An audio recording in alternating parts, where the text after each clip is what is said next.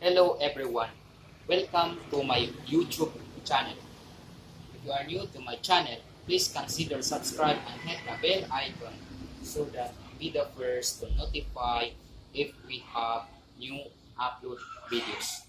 Today, I will share to you on how to cook a delicious pork menudo. Here are the ingredients.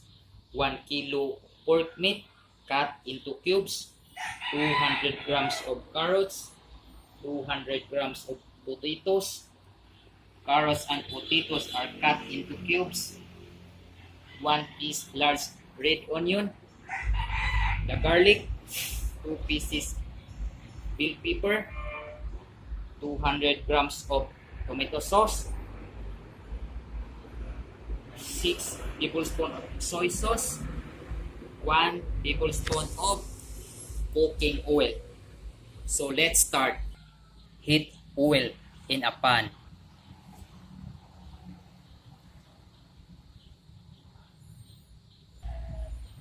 Saute the garlic and the onion.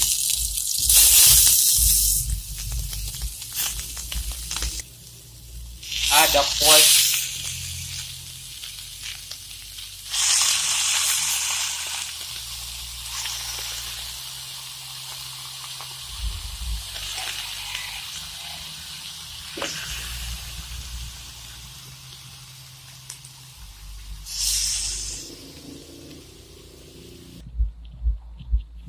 Add the soy sauce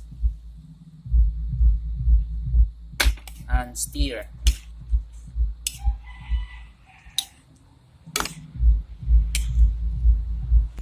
Simmer and wait until the meat becomes tender. Kabadong. Add the carrots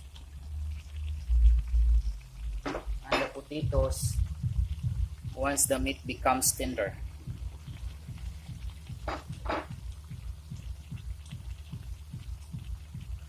Put 1 glass of water and salt to taste.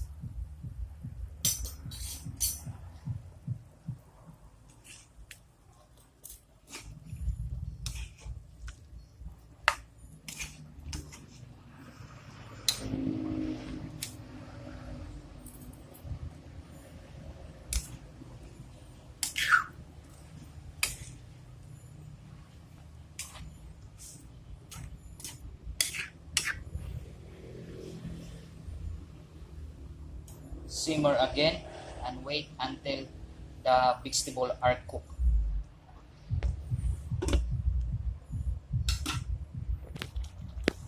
Add the tomato sauce.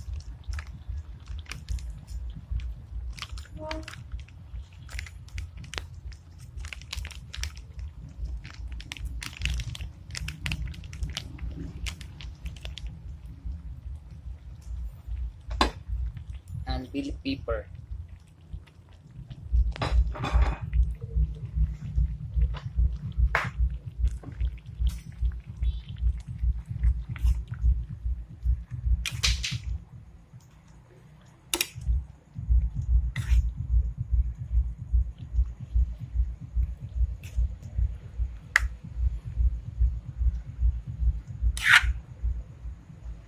Simmer again for about 5 minutes.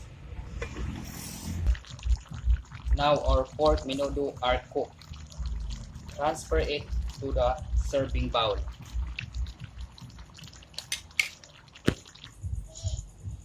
Here are our delicious pork menudo.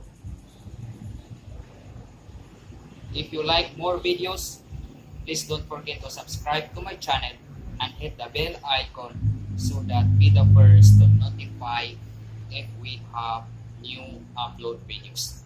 Thank you for watching. See you on my next videos. Have a nice day.